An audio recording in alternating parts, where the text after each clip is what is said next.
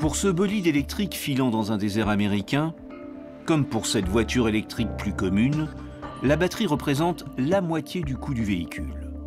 Comment expliquer cette disproportion économique? Remontons plus d'un siècle en arrière.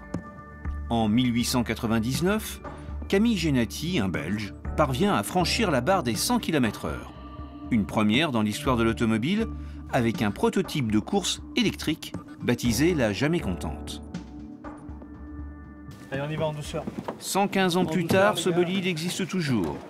Après avoir été exposé pendant 2 semaines au Mondial de l'automobile à Paris, la Jamais Contente retrouve son écrin, le musée de Compiègne.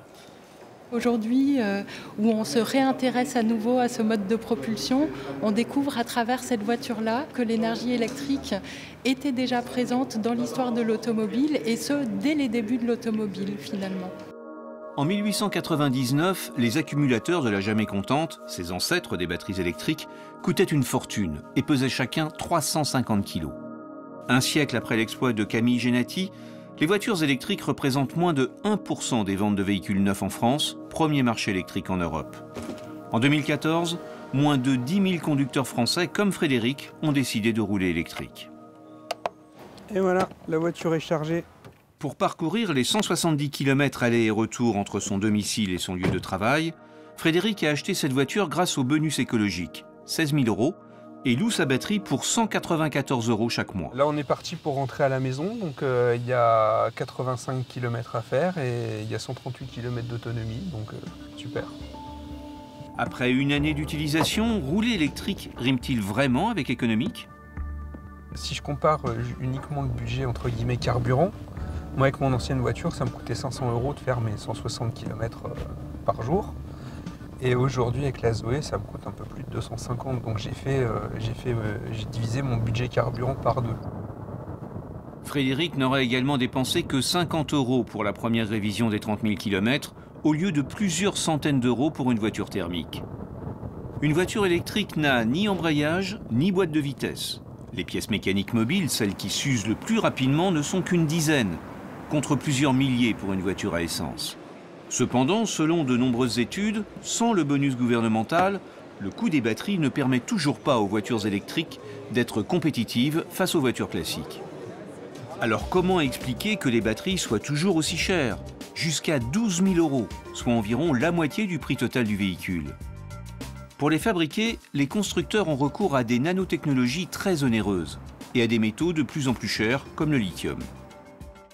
Si on veut voir la voiture en se disant je passe à une voiture électrique pour le côté écologique, on n'a déjà pas de rejet de CO2, de monoxyde d'azote et toutes les cochonneries qui sont rejetées par un véhicule thermique là où on se trouve. C'est clair qu'il y a une partie de la pollution qui est déplacée. De toute manière, construire une voiture, ça génère de la pollution, que ce soit une voiture thermique ou une voiture électrique, la pollution elle est là. Au siège de Greenpeace à Paris, Cyril Cormier a travaillé pendant une année à l'élaboration d'un scénario de transition énergétique. Même si Greenpeace n'est pas opposé aux voitures électriques, l'organisation écologique souligne que les sources d'énergie de ces véhicules en Europe sont généralement le charbon et le nucléaire, des énergies qualifiées de sales et dangereuses. Le véhicule électrique, c'est une solution à partir du moment où l'électricité provient des énergies renouvelables. Par ailleurs, les véhicules électriques ne seront pas disponibles sur le marché en quantité suffisante avant 2030-2035. D'ici là, on a largement le temps de trouver des solutions efficaces de production d'énergie d'origine renouvelable, mais aussi pour des recharges.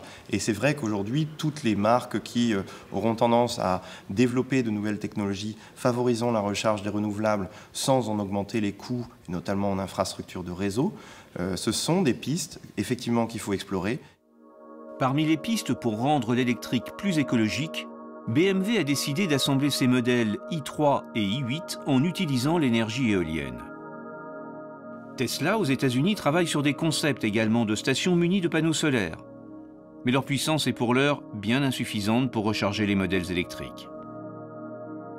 Autre exemple concret, les 250 véhicules électriques Bluely en autopartage à Lyon, qui ont la particularité de ne pas être rechargés avec de l'énergie nucléaire, mais avec de l'énergie hydraulique générée par le débit du Rhône. Au musée de l'automobile et du tourisme de Compiègne, les techniciens achèvent l'installation de la Jamais Contente. Même si cet ancêtre des voitures électriques est d'un autre temps, elle est de nouveau à la pointe de l'innovation. En effet, le constructeur français Venturi a baptisé son prototype de course du nom de « Jamais contente ». Et il entend dépasser les 700 km/h et battre ainsi le record de vitesse pour un véhicule électrique. Les retombées technologiques de cet exploit devraient peut-être permettre de réduire les coûts économiques et l'impact écologique des voitures électriques du futur.